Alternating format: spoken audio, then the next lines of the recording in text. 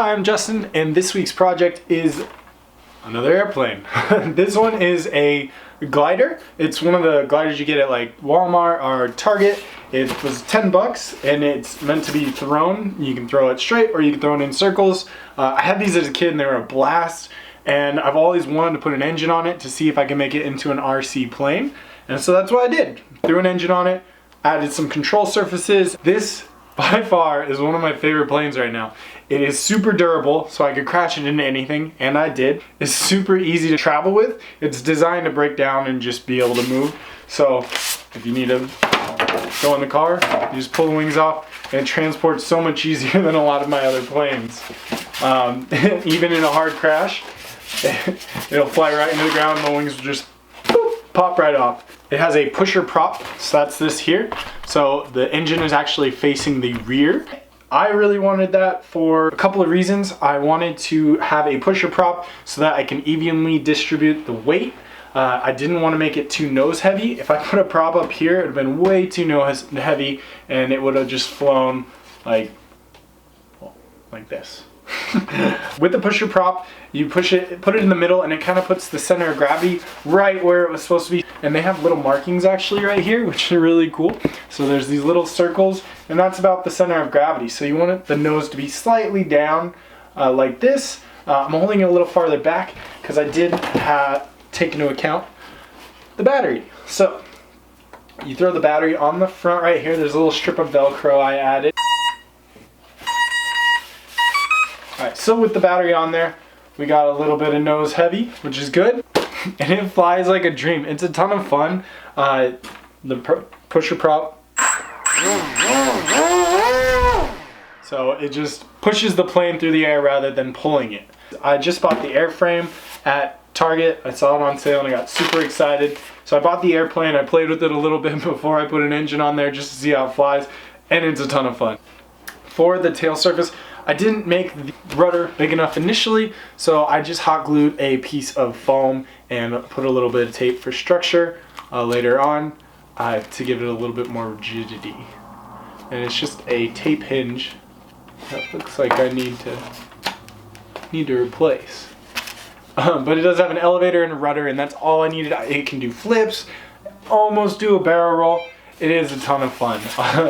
So I'll show you how I put it together, and I'll show you some of the flight. If you're looking to get into the hobby, this is a great way to do it. It's real cheap, $10 airframe. Anybody new to the hobby is a great flyer, very stable. If you mess up, it'll correct itself, which is really nice. And I just had so much fun on there. I was even able to throw a GoPro on here. Not for long. It was really overpowering the ESC, which is the speed controller. So I wouldn't recommend that, but I did get it on there for a bit. I have a suspicion that this would be able to take off from the water too because it's so buoyant with all the foam. So that's what I might try next. I had a ton of fun. Check out the flying and a little bit of the build video. If you have any questions, leave them in the comments below. I love answering the questions, and yeah, get out there and fly.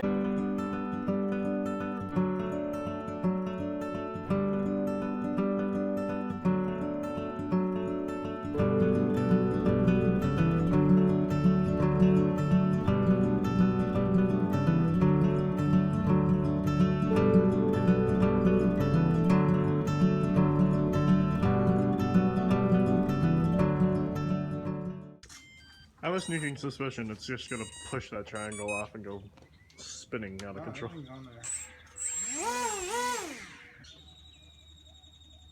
Yeah, it seems pretty balanced.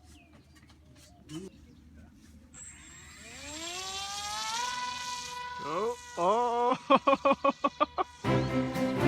That thing is loud.